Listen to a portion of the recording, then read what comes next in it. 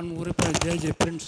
மாண்புமிகு சட்டப்பேரவை துணைத் தலைவர் அவர்களே, இந்த அவையின் பேசுவதற்கு கிடைத்த வாய்ப்புக்கு வணக்கங்களையும் வாழ்த்துக்களையும் சொல்லி, இந்திய திருநாட்டின் 2வது மிகப்பெரிய பொருளாதாரமாக விளங்கும் தமிழ்நாட்டின் எதிர்கால வளர்ச்சிக்கும் வருங்கால தலைமுறையின் நம்பிக்கையான வாழ்க்கை தரத்திற்கும் அடித்தளம் அமைத்திடும் வகையில் திராவிட மாடல் பொற்கால அரசின் நாயகன் மாண்புமிகு முதலமைச்சர் அவர்கள் வழிகாட்டுதலுடன் மாண்புமிகு நிதித்துறை அமைச்சர் அவர்கள் சமர்ப்பித்துள்ள 2025-26 ஆண்டிற்கான நிதிநிலை அறிக்கையின் மீதும் மாண்புமிகு வேளாண்மை மற்றும் உழவர்துறை அமைச்சர் அவர்கள் சமர்ப்பித்துள்ள வேளாண்மை நிதிநிலை அறிக்கையின் மீதும் காங்கிரஸ் கட்சி பேரியக்கத்தின் சார்பிலே சில கருத்துக்களை பல்வேறு கோரிக்கைகளையும் முன்வைக்க விரும்புகிறேன்.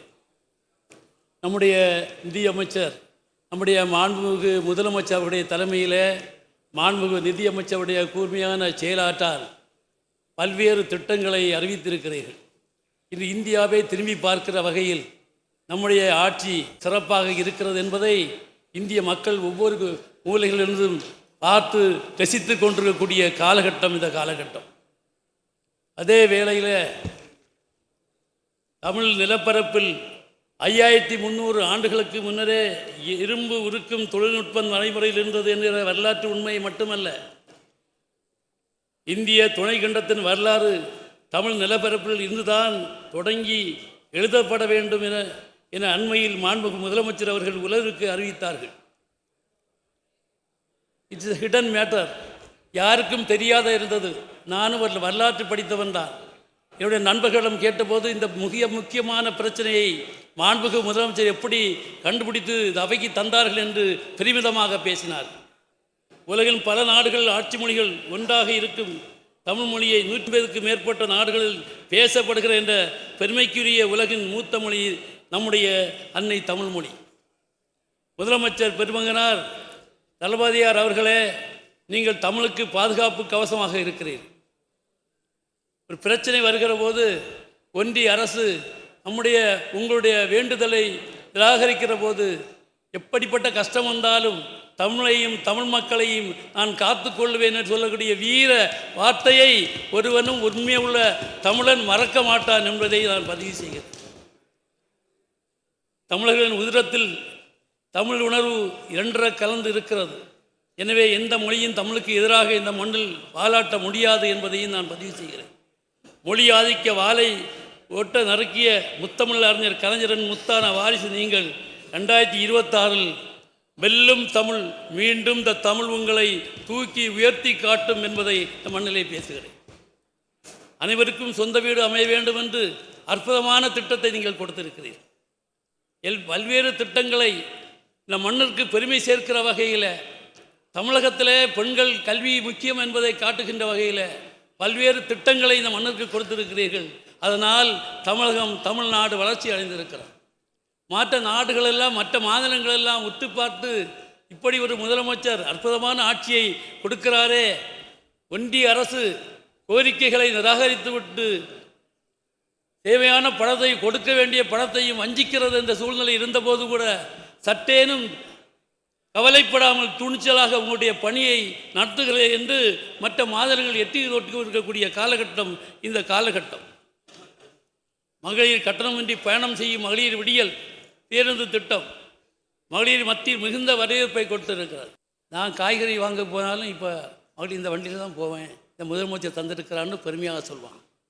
சாதாரண மக்கள் இன்று தலைமுறந்து எந்த வாகனத்திலும் ஏறி சென்று தன்னுடைய அன்றாட கடமையை செய்ததற்கு இந்த அரசு உதவி இருக்கிறது என்பதுதான் அதற்கு அர்த்தம்.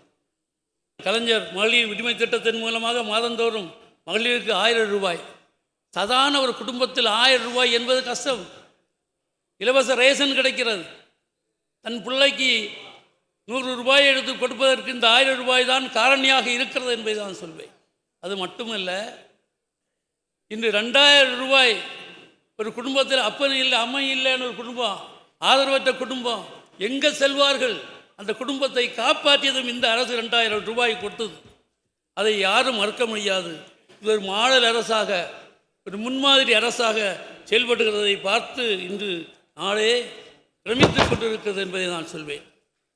நாள் முதல்வன் கல்லூரி கனவு திட்டத்தின் மூலமாக ஏழைகள் மாணவர்கள் பட்டப்படிப்பை பெறுவதற்கு நம்பிக்கை இந்த அரசு ஏற்படுத்தி இருக்கிறது.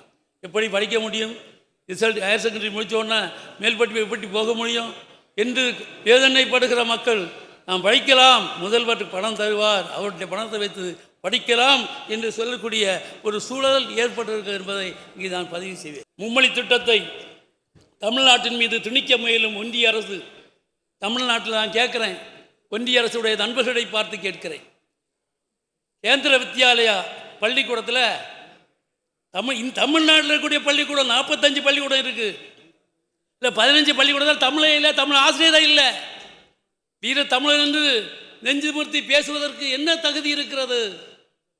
நம்முடைய தமிழை குறை சொல்வதற்கு ஹிந்தி பேசக்கூடிய வட இந்தியர்களுக்கு என்ன அதிகாரம் இருக்கிறது? நாம் இன்று தூங்கி கொண்டு இருக்கிறோம், உண்மையிலே தூங்கி கொண்டு தான் இருக்கிறோம். இன்று தமிழகத்திலே வந்துதான் வட இந்தியர்கள் இன்று தன்னுடைய வாழ்க்கையை நடத்துகிறார்கள்.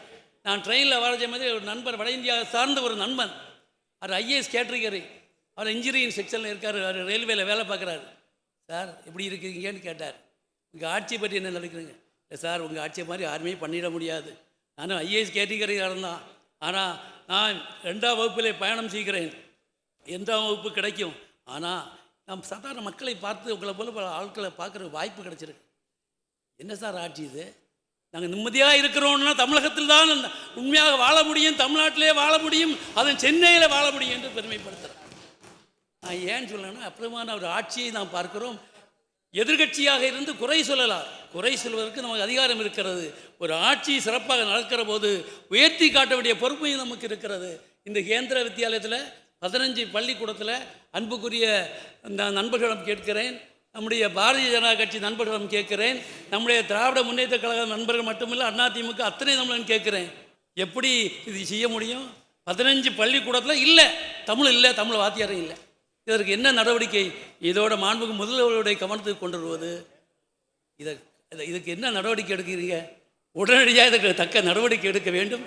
ஏற்றத்தாழ்வற்ற சமத்துவ சமுதாயத்தை உருவாக்கக்கூடிய ஒரு அரசு, மக்களுக்கு வழிகாட்டியாக இருக்கக்கூடிய அரசு, நிலமற்ற ஏழைகளின் வாழ்வில் ஒளியேற்ற வைக்கும் அரசு. இந்த அரசு நான் சொல்கிறேன், இப்போ பட்டாக்களை கொடுக்கணும்னு சொல்லியிருக்கீங்க, இல்லை இவ்வளவோ எந்த காலத்தில் நடந்தது ஏழைகளுக்கு? கன்னியாகுமரி மாவட்டத்தில் பார்த்திங்கன்னா மலைவாழ் பகுதி மக்களுக்கு எங்களுக்கு கலெக்டர் ரொம்ப திறமையாக அந்த சாதாரண மக்களுக்கு பட்டா கொடுத்து இவ்வளோ உதவி செய்கிறாங்க. கேட்டால் இந்த அரசுடைய வழிகாட்டுதல், அற்புதமான வழிகாட்டுதலில் நாம் பார்க்கிறோம். இன்று பல்வேறு இதுகளை சொல்ல வேண்டும். ராமநாதபுரத்தில் ஏர்போர்ட்டு கொடுத்தீங்க, நான் சந்தோஷப்படுறேன். எங்கள் மாவட்டத்தில் லண்டனில் இருக்குன்னு சொல்லுவாங்க, வைரஸ் கேப் கேமரின் கன்னியாகுமரி, அவ்வளோ ஒரு சிறப்பு பெற்ற, வரலாற்று சிறப்பு பெற்ற ஒரு உங்களுக்கு டூரிஸ்ட் சென்டர் டெவலப் பண்ணக்கு ஏன் நீங்கள் வரல? அன்பாக கேட்கிறேன். மாண்புமிகு முதல்வர் அவருடைய மாண்புமிகு நிதியமைச்சர் இல்லை, அவரே டூரிஸ்ட் சென்டருக்கு வரட்டும்னு நான் வெயிட் பண்ணிட்டு இருந்தேன். மாண்புமிகு பேரவைத் தலைவர் அவர்களே, மாண்புமிகு நம்முடைய உறுப்பினர் பிரின்ஸ் அவர்கள் பேசுகிற போது கன்னியாகுமரி மாவட்டத்திற்கு என்ன வந்திருக்குன்னு ஒரு கேள்வி எழுப்பினார். கன்னியாகுமரி மாவட்டத்தினுடைய மிகப்பெரிய அடையாளம் என்னவென்று கேட்டால், அங்கே வானுயர இன்றைக்கு அமைக்கப்பட்டிருக்கக்கூடிய ஐயன் திருவள்ளுவருடைய சிலை, அந்த திருவள்ளுவர் சிலைக்கு விவேகானந்தர் பாறையை இணைக்கக்கூடிய அந்த கண்ணாடி இலை பாலத்தை மாண்புமிகு முதலமைச்சர் அவர்கள் அந்த பேரறிவு சிலை என்று அதற்கு பெயர் வைத்து அதனுடைய வெள்ளி விழாவை கொண்டாடக்கூடிய வகையில் மிகப்பெரிய ஒரு விழாவை எடுத்து அன்றைக்கு அந்த கண்ணாடி இலை பாலத்தை அங்கே உருவாக்கியதற்கு பிறகு நீங்கள் சொல்கிறீங்க பார்த்தீங்களா டூரிஸ்ட் அட்ராக்ஷன் சொல்லி, அந்த டூரிஸ்ட்டுக்கு இன்றைக்கி இந்தியா முழுவதும் அல்ல, வடநாட்டுகள் மட்டுமல்ல, உலகம் முழுவதும் இருந்து இன்றைக்கு அங்கே வரக்கூடிய சுற்றுலா பயணிகளுடைய எண்ணிக்கை பல மடங்கு இன்றைக்கு உயர்ந்திருக்கிறது. அது மட்டுமல்லாமல் இன்றைக்கு அங்கே இருந்து நம்முடைய கன்னியாகுமரியிலேருந்து வரக்கூடிய படகு போக்குவரத்து அந்த டூரிஸ்ட் இன்ஃப்ளக்ஸை சமாளிக்க முடியாத அளவுக்கு கூட்டம். ஆக இன்னைக்கு மற்றொரு முனையத்தை இன்றைக்கு முற்றத்திலிருந்து நாம் அந்த பாலத்தோடு இணைப்பதற்கு, பேரறிவு சிலையோடு அதை இணைப்பதற்கு, அது தனியாக அங்கே இருந்து படகு போக்குவரத்தும் கொடுப்பதற்கு முற்றிலுமாக சுற்றுலாவை மேம்படுத்தக்கூடிய அந்த அறிவிப்பையும் மாண்புமிகு முதலமைச்சர் அவர்கள் இந்த நிதிநிலை அறிக்கையிலே தந்திருக்கிறார். ஐடி பார்க்கு தாருங்க, இப்போவுமே நீங்கள் தரணும். நாங்கள் இங்கே சட்டமன்ற கூட்டத்தொடர் போக முன்னாலே அனௌன்ஸ் பண்ணீங்கன்னா எங்களை நிம்மதியாக மக்கள் 100க்கு 100 விழுக்காடு மாண்புமிகு முதலமைச்சர்கள் பின்னால் இருக்கிறார்கள். மாண்புமிகு பேரவைத் துணைத் தலைவர்களே, தென் தமிழகத்துக்கு மிகப்பெரிய வளர்ச்சியை உறுதி செய்து கொண்டிருக்கும் நமது திராவிட நாயகன் அவர்களின் ஆட்சியில் நிச்சயமாக தென் தமிழகத்துக்கு அனைத்து மாவட்டங்களிலும் பரவலாக்கப்பட்ட வளர்ச்சி உறுதி செய்யப்பட்டு அனைத்து இளைஞர்களுக்கும் குறிப்பாக மகளிருக்கும் நிறைய வேலைவாய்ப்பை உருவாக்கும் வேலையில் மாண்புமிகு திராவிட நாயகன் அவர்கள் இறங்கியுள்ளார். தென் தமிழகத்தில் குறிப்பாக கன்னியாகுமரிக்கு நிச்சயமாக நல்ல செய்தி வெகு விரைவில் வரும். முக்கியமாக சொல்கிறேன், இப்போது இந்த இதில் டிரான்ஸ்போர்ட்டில் டிஏ வாரிசுதாரர்களுக்கு ஜாபு, அதுபோல் மின் வாரியத்தில் இதெல்லாம் சரி செய்யணும். இந்த வாரிசுதாரர்கள் கூட டிரான்ஸ்போர்ட்டில் வேலை வாய்ப்பு கொடுக்கணும். எங்களுக்கு மாவட்டத்தில் மட்டும் இல்லை, தமிழ்நாட்டில் இப்போ ஒருத்தன் செத்துட்டான், கடலுக்கு ஆள்கள் மீன்பிடிக்கு போகணும்னு சொன்னால் 7 ஆண்டுகள் அவன் காத்திருக்கணும். அவனுக்கு மனைவி மறுமணம் பண்ணணுமா, அரசிடம் உதவி கிடைக்கணுமா. 7 years. I am again urging and making a request before this government. அந்த இறப்பு சான்றிதழ் கிடைக்கணும்னு சொன்னால் அவன் 7 வருஷம் காத்திருந்தால் தான் முடியும். நான் சொல்கிறேன் 2 years அதை குறைச்சி, அது மத்திய அரசுக்கு உள்ளிட்டு இருக்குது. நீங்கள் அதை எழுதி அழுத்தம் கொடுத்து, மத்திய அரசுக்கு அழுத்தம் கொடுத்து, விதவைகளாக இருக்கிறான், கஷ்டப்படுறான், அழுறான், என்ன இந்த கவர்மெண்ட்டில் செய்யுங்களா அப்படின்னு நிச்சயம் இதற்கு வாய்ப்புக்கு நன்றி சொல்கிறேன்.